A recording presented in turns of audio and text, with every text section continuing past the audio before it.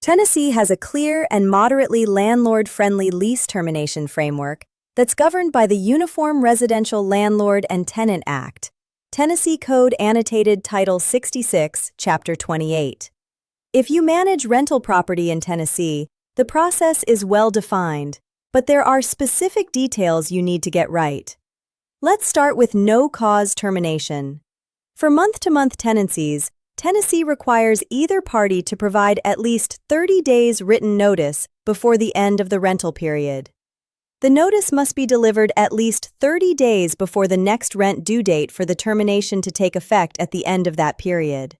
So if rent is due on the 1st and you deliver notice on January 15th, the earliest the tenancy could end would be the last day of February, not the last day of January. For fixed-term leases, the lease expires at the end of the agreed term without additional notice required. If the tenant stays beyond the term and the landlord accepts rent, the tenancy converts to a month-to-month arrangement subject to the 30-day notice requirement. As always, landlords who want to avoid this conversion should communicate clearly in writing before the lease expires. For week-to-week tenancies, Tennessee requires 10 days notice, which is a bit unusual since many states simply require 1 week for weekly tenancies. That extra few days is specific to Tennessee and worth remembering. Now let's cover termination for cause. For non-payment of rent, Tennessee requires the landlord to provide a 14-day notice before proceeding with eviction. Under Section 66-28-505, the landlord must give written notice that the tenant has 14 days to pay the rent owed. If the tenant pays within that 14-day window, the notice is void and the tenancy continues. If the tenant doesn't pay, the landlord can file a detainer action in General Sessions Court. Tennessee's 14-day non-payment window is longer than many landlord-friendly states, where 3 to 5 days is more common. This gives tenants more time to come up with the funds, but it also means landlords need to be patient and follow the timeline precisely. Filing before the 14 days expire will result in the case being dismissed. For lease violations other than non-payment, Tennessee uses a 14-day notice to cure, followed by a 30-day termination. Under Section 66-28-505, the landlord must provide written notice identifying the violation and stating that the rental agreement will terminate in not less than 30 days if the breach is not remedied within 14 days. If the tenant corrects the violation within 14 days, the notice is void. If they don't, the tenancy terminates at the 30-day mark, and the landlord can proceed with eviction. For repeated violations of the same type, Tennessee has an important escalation provision. If the same type of violation occurs within 6 months of a previous notice, the landlord can terminate the rental agreement with 14 days' notice without offering an additional opportunity to cure. This prevents tenants from repeatedly committing the same violation, curing it just before the deadline, and then doing it again. For serious violations involving imminent danger to health or safety, including criminal activity, drug-related offenses, or violent behavior, Tennessee allows the landlord to pursue a faster termination.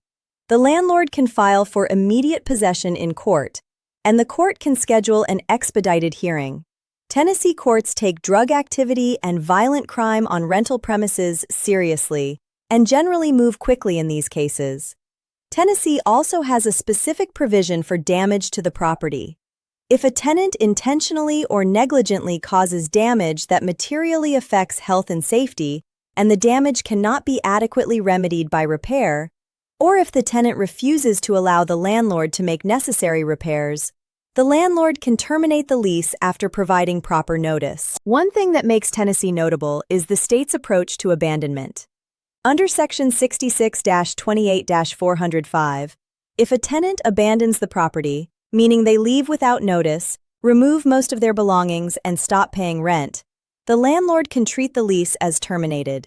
The landlord should document the abandonment carefully, including photographing the condition of the unit and keeping records of any communication attempts. Tennessee law then requires the landlord to make reasonable efforts to re-rent the property to mitigate damages, and the former tenant remains liable for rent until the unit is released or the original lease term expires, whichever comes first. On the tenant side, Tennessee provides several grounds for early termination. Tenants who are victims of domestic abuse, sexual assault, or stalking can terminate the lease early under Section 66-28-517. The tenant must provide written notice along with documentation, such as a valid order of protection, a police report, or a conviction of the perpetrator. The notice must be provided at least 30 days before the intended termination date. The tenant is responsible for rent through the termination date and for 1 month's rent as a termination fee, unless the lease provides otherwise. The landlord cannot charge additional early termination penalties beyond this 1 month. Tennessee has a unique provision regarding the termination fee for domestic violence victims that some tenant advocates have criticized. The 1-month termination fee is higher than what many states charge in these circumstances. Some states prohibit any fee at all, so it's worth being aware of if you manage properties in Tennessee. Active duty military members are covered by the Service Members Civil Relief Act with 30-day notice following deployment or permanent change of station orders. Tenants can also terminate if the landlord fails to maintain habitable conditions. As we covered in our Tennessee habitability video, the tenant must give written notice of the defect and allow the landlord a reasonable time to repair, generally 14 days. If the landlord doesn't act, the tenant can terminate. Tennessee strictly prohibits self-help evictions. Under Section 66-28-504, landlords cannot change locks, shut off utilities, remove doors or windows, or take any action to force a tenant out without going through the court process. Violations of this prohibition make the landlord liable to the tenant for actual damages and up to 1 month's rent in penalties, plus attorney's fees. Courts do not look favorably on landlords who attempt self-help, and it can undermine your credibility in any subsequent legal proceedings. The eviction process in Tennessee goes through General Sessions Court. The landlord files a detainer warrant, and the court issues a summons to the tenant. The hearing is typically scheduled within 6 to 15 days of filing, making Tennessee's initial court process relatively fast. If the court rules in the landlord's favor, the tenant has 10 days to appeal to circuit court. If no appeal is filed, a writ of possession is issued, and the sheriff or constable executes the eviction. If the tenant does appeal, the case moves to circuit court, and the process can take considerably longer.